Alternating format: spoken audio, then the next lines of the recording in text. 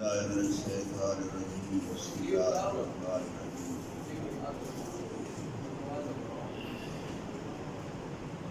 الحمد لله رب العالمين والصلاة والسلام على سيد الأنبياء والمرسلين وعلى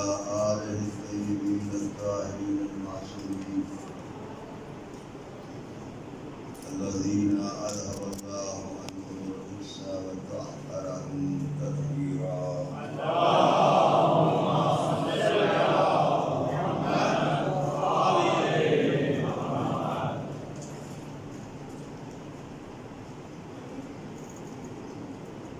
سب سے پہلے تو میں گزارش کروں جب مجھ میں اتنی ہمت نہیں ہے کہ میں کہیں بھی کسی موقع پر خطاب کر سکوں، لیکن اس کانفرنس میں جو حجت الاسلام والمسلمین علامہ مقبول سجادی صاحب کی کاوش کو بیان بھیجا ہے، اس میں صرف شرکت کر رہا ہوں اس بوڑھی عورت کی طرح جو اپنے ہاتھوں سے کاٹا ہوا سوت لے کر بازار میں جا رہی تھی، جس کے حضرت یوسف کی گولی لگائی جا رہی تھی، اور اس سے پوچھا تھا کسی نے کہ کہاں جا رہی ہو؟ کہ یوسف کو خریدنے جا رہی ہوں۔ کہا کہ اس آپ کے پاس ہے کیا؟ تو اس نے کہا کہ اگر خرید نہ سکی تو کم از کم خریداروں میں شامل تو ان خریداروں میں شامل ہونے کے لیے تعلیمات نہج البلاغہ کانفرنس کے اندر آپ کی خدمت میں علماء کرام اور آپ کی خدمت میں حاضر ہوا۔ یہ تعلیمات کے جو بغیر کسی حد کے ہیں، ان تعلیمات کے لیے ایک علیحدہ ایک مدرسہ قائم ہو تو پھر تو مانا جا سکتا ہے کہ وہ تعلیمات دی جا سکتی ہیں۔ جس مدرسے کے اندر 2-3 سال مسلسل یہ پڑھایا جائے کہ تعلیمات نہج البلاغہ کیا ہے، ایک کانفرنس میں تعلیمات نہج البلاغہ کو بیان کرنا نہ کسی خطیب کے بس کی بات ہے، نہ کسی عالم کے بس کی بات ہے، نہ کسی فقیہ کی بس کی بات ہے۔ اور یقین جانیے کہ اللہ سبحانہ و تعالیٰ ظاہر ہے کہ ایک نہج البلاغہ کلام ہے، اور جو بھی کلام کسی کتاب کی شکل میں جمع کیا جائے، اس کلام کی عزت و احترام اس کلام کا جو مالک اور اس کلام کا جو صاحب ہوتا ہے، صاحب کلام جتنی ہوتی ہے،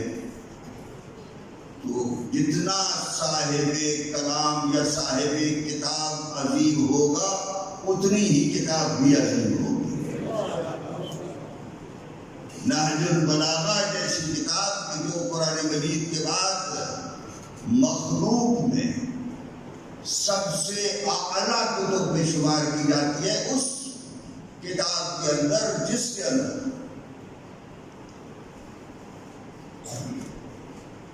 وہ تعلیمات کی جو انسان کی ضرورت تھی، اور یہ یاد رکھیے کہ یہ جو انبیاء اکرام اور اولیاء اور اوصیاء علیہ السلام ہوتے ہیں، ان کے پاس جو معجزات ہوتے ہیں، وہ معجزات کچھ فعلی ہوتے ہیں اور کچھ معجزات قولی ہوتے ہیں۔ فعلی معجزات جیسا کہ درخت جو ہے نبی اکرم صلی اللہ علیہ وسلم کے سامنے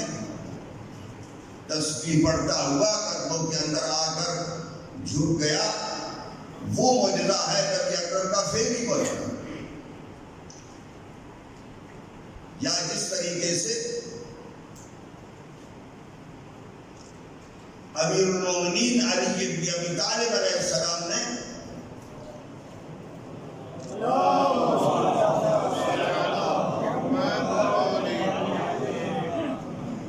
صلوات پڑھتے ہوئے ذرا جھجکیے نہیں، مل کر ذرا صلوات پڑھیے.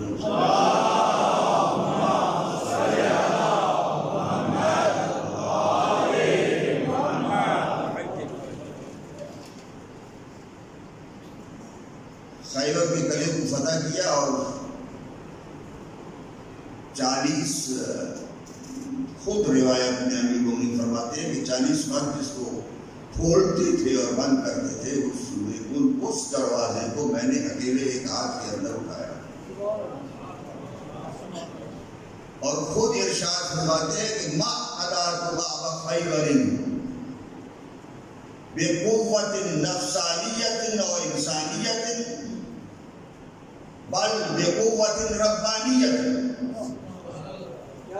میں نے انسانی قوت و طاقت کے ساتھ اس 40 مردوں کے اٹھائے جانے والے دروازے کو ایک ہاتھ سے نہیں اٹھایا، بلکہ وہ جو ربانی طاقت مجھے اللہ نے روح القدس کی تائید کے ساتھ عطا کی ہوئی تھی، اس کے ساتھ میں نے اٹھایا.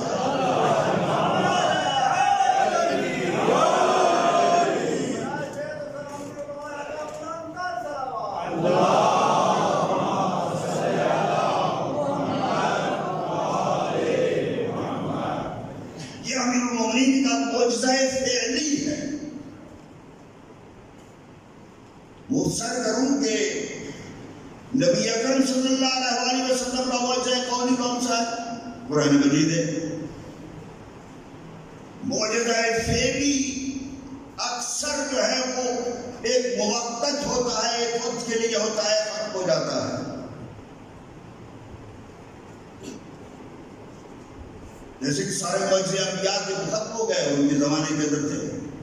ہاں، نبی اکرم صلی اللہ علیہ وسلم کا ایک معجزہ باقی ہے ابھی تک، اور وہ شاید آپ جانتے ہوں کہ نبی اکرم نے جب مسجد نبوی کی بنیاد رکھی اور وہاں پر مسجد نبوی تعمیر کی، تو تعمیر کرنے کے بعد محراب کے اوپر کھڑے ہو کر جس طرف آپ نے رخ کرنا تھا، اس رخ کی طرف کھڑے ہو کر آپ نے ارشاد فرمایا المحراب علی المیزان، کہ محراب جو ہے وہ کعبے کے جو پرنالہ ہے، میزان ہے، اس کے اوپر لگایا گیا ہے. کوئی مشین نہیں تھی، کوئی آلہ نہیں تھا، کوئی ایسی بات نہیں تھی کہ سورج کو دیکھا ہو، زمین کو دیکھا ہو، یا جس طریقے سے سایوں کو دیکھتا ہے سایوں کو دیکھا ہو، نہیں، بلکہ کھڑے ہو کر پھر بدیع ارشاد فرمایا. اور یہ معجزہ آج بھی موجود ہے کہ دنیا کے ہر آلے کو مسجد النبوی کے محراب کے اندر رکھ کر دیکھا جائے کہ وہ میزان کی طرف رک کر رہا. یہ جو فعلی معجزات ہوتے ہیں یہ وقت کے لیے ہوتے ہیں. اور قولی معجزات جو قرآن مجید ہے، وہ قرآن مجید نبی اکرم صلی اللہ علیہ وسلم کا کل بھی معجزہ تھا، آج بھی ہے اور قیامت تک کے لیے رہے گا. وہ الفاظ کی جن الفاظ کے اندر ایک طاقت ہے، وہ الفاظ کی جن الفاظ کے اندر ایک روح ہے، وہ الفاظ کی جن الفاظ کے اندر ایک نور ہے، ان الفاظ کے ساتھ قرآن مجید ہمیشہ اپنا معجزہ ثابت کرتا رہے گا. اور قیامت تک کے لیے یہ قولی اور زبانی یا لسانی یا کتابی شکل کے اندر یہ معجزہ نبی اکرم کا باقی ہے. اور اسی طریقے سے چیلنج کرتے ہیں ہم پوری دنیا کو کہ علی ابن ابی طالب کے فرمائے ہوئے،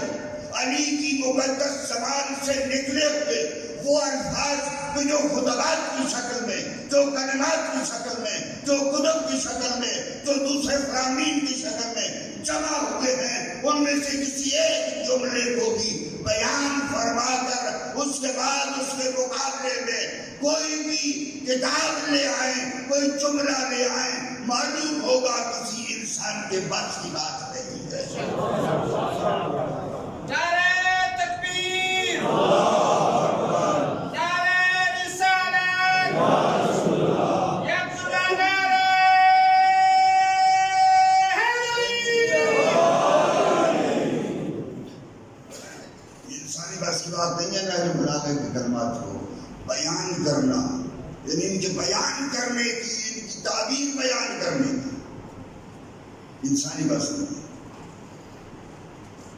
یہ الہام ہے، یہ روح القدس کی تائید کے ساتھ زبان حرکت کر رہی ہے۔ مبارک زبان امیر المومنین کی اور کائنات کے امام کی، اور ان جملوں کو اکٹھا کیا گیا ہے، اور وہ خطبات اور وہ جملے اگر جتنی بھی صفات حسنہ ہیں ان سب کو بیان کیا جائے علیحدہ علیحدہ، جتنی کتابوں کے اندر سے اس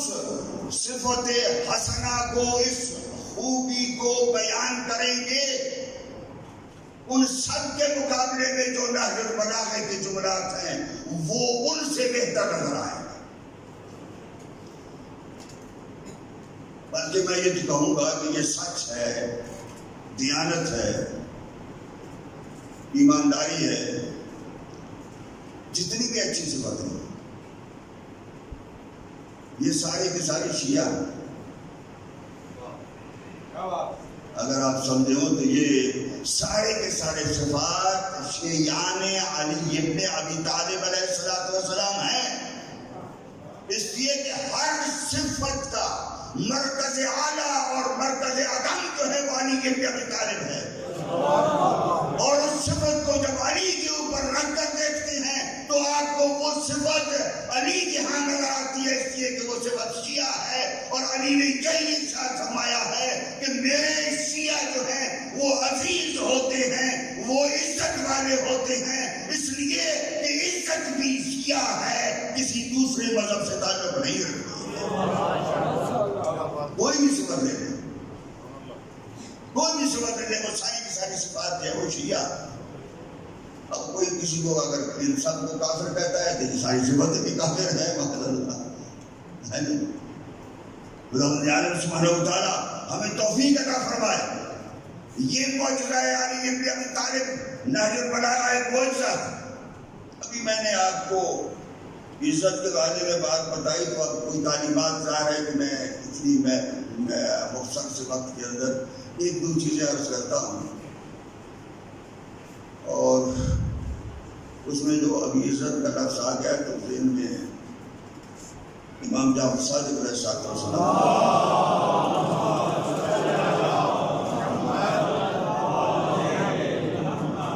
ان اللہ فوض،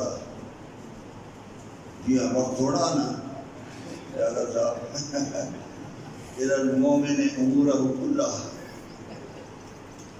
ولم یفوض علیہ ان یکون ذلیلا۔ میں بھی بڑے اکثر موقع ملے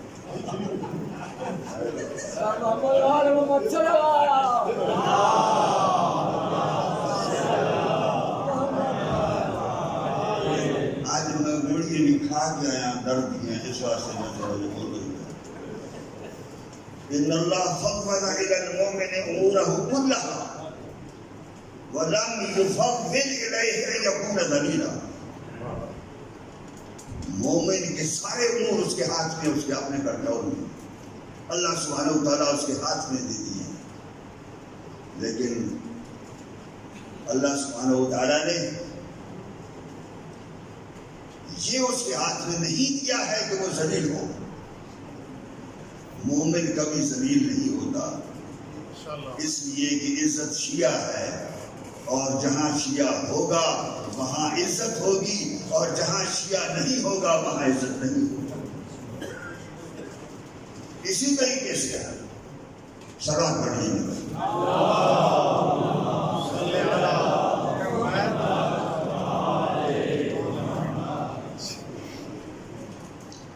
امیر المومنین نے حارث حمدانی سے ارشاد فرمایا کہ حارث جب ان کو گورنر بنایا،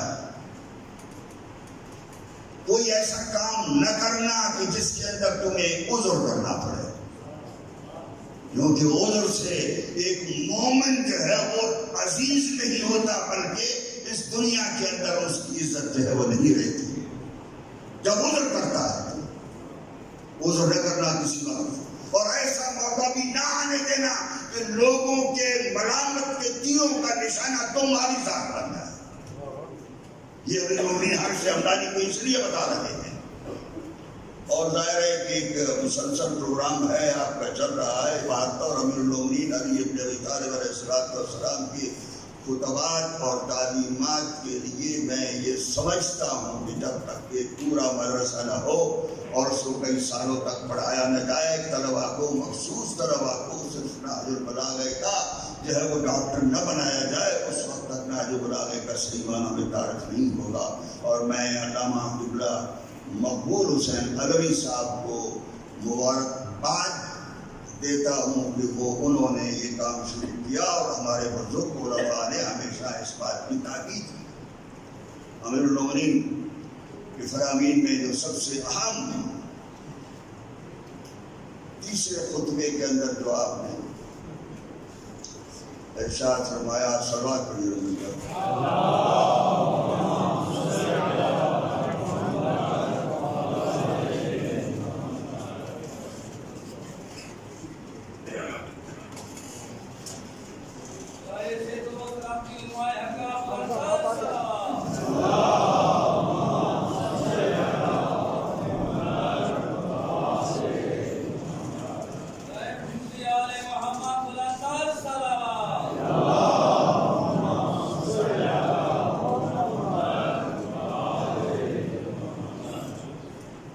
خلافت الہیہ پر دوسرے لوگوں نے قبضہ کیا اور امیر المومنین نے اس کو بیان کروایا، اس وقت وہ اس کو دوسری شکل دے دی۔ امیر المومنین نے اس کا جو خاکہ کھینچا ہے اپنے اس دل اور دکھ اور درد کے ساتھ، یہ کتاب ہے علی اکیلا تھا، اکیلا ہے اور اکیلا رہے گا۔ علی کل بھی اکیلا تھا، آج بھی اکیلا ہے اور آئندہ بھی اکیلا رہے گا۔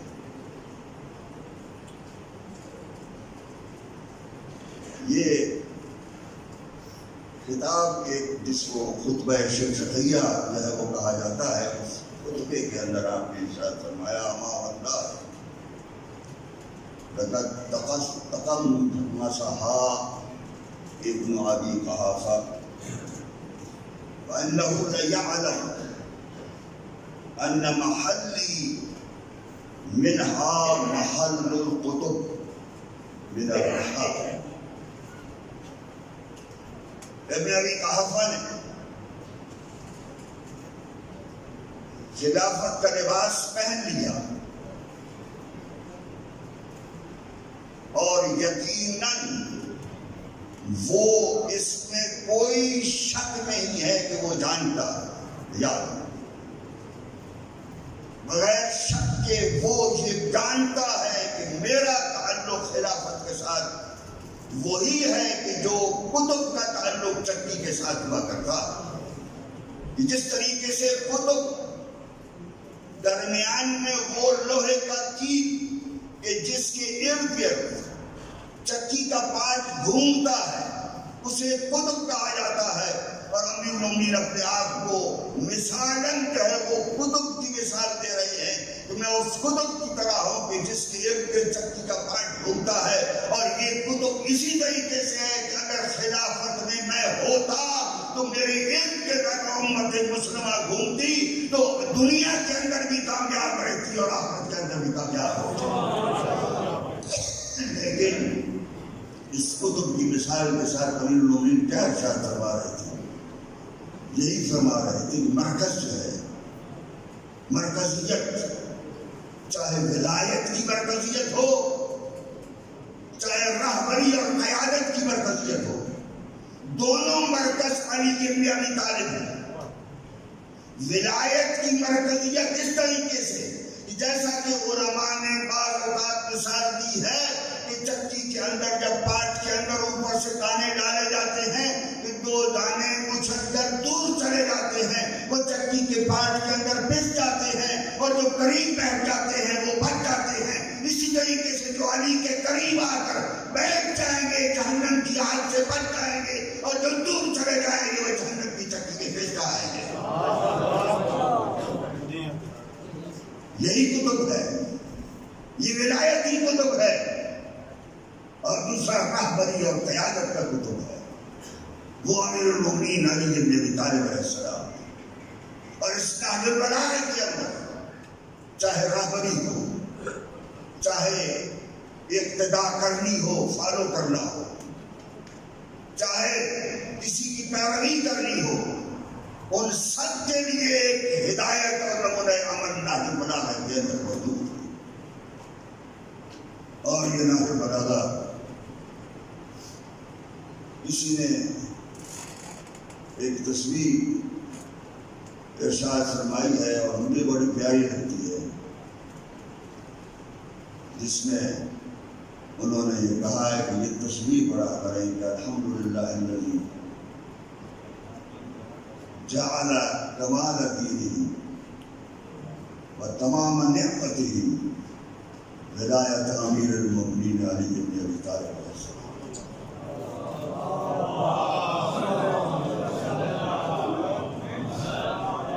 حمد ہے اس ذات کی جس نے اپنے دین کی تکمیل اور اپنی نعمتوں کی تمامیت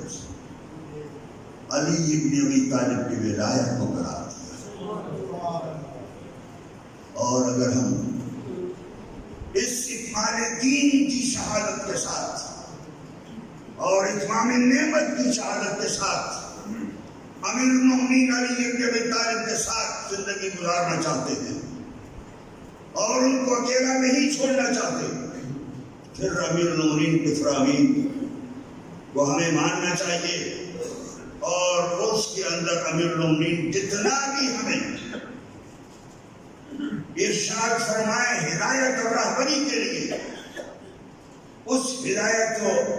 راہبری کے لیے ہمیں اتباع کے لیے ہر وقت تیار رہنا چاہیے. جیسا کہ عام طور پر معاشرے کے اندر یہ ہے کہ امیر المومنین نے فرمایا اذا قدرت علی العدو، جب دشمن پر تمہیں طاقت ہو جائے نہ غالب ہو جائے، دشمن ہے اس پر غلبہ کرنا، جب دشمن پر تمہیں طاقت اور غلبہ ہو جائے فجعل العفو عنہ شکرا للقدرت ہے، تو وہ جو اس دشمن کو معاف کرنا، ہم تو کہتے ہیں نا اب میرے قابو میں آیا ہے میں اس کو چھوڑوں گا نہیں، شیعہ نے علی کی سبب نہیں، معاف کرنا اس قدرت کا شکر بنا ڈالو کہ تم شکر ادا کرو اللہ کا کہ اس نے آپ کو قدرت دی ہے اپنے دشمن کے اوپر، اور اس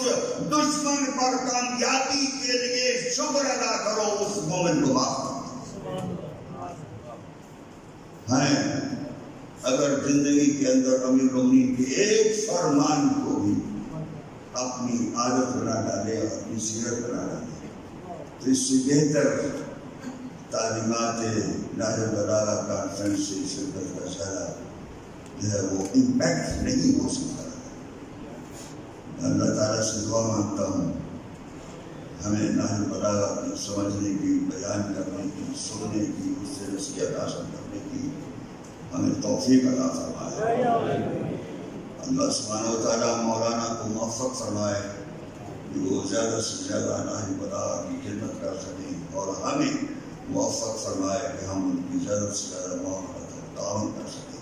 ربنا تقبل منا انک انت السمیع